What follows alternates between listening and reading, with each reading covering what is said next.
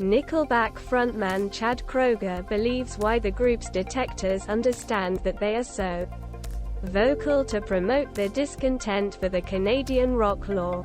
Probably the most popular group in the United States, Nickelback gained such a strong kind of hatred that it was terrible for public consciousness.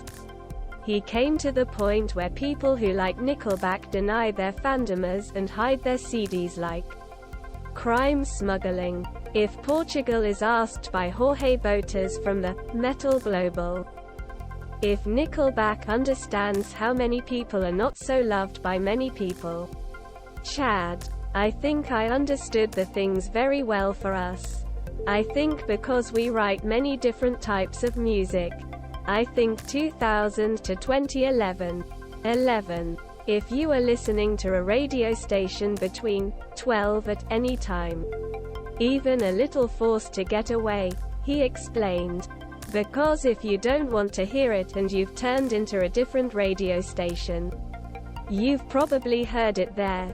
And then you've moved to a different radio station.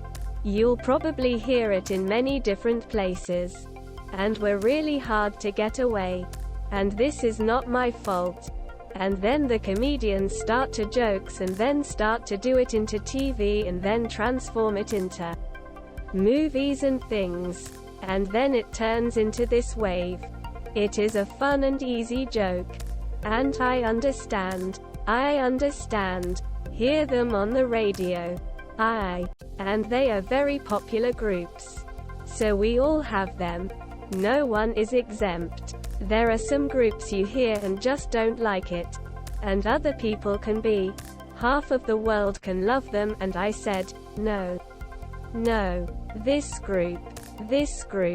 Time. I can't hear it yet. And just like everyone else, I'm just changing the channel. But for a while, we became a flogged child of the music industry.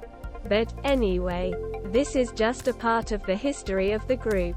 According to Chad, Nickelback is not the first group to experience the serious reaction to him and his group friends.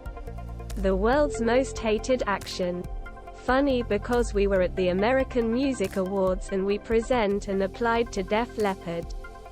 And when we walked behind the scene, Joe Elliott and Phil Collen turned to me and they just like, dude, thank you very much for taking the cup.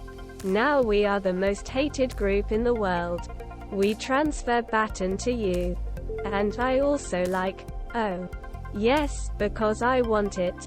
Chad. And funny, Chicago went to dinner with AC/DC years and years ago.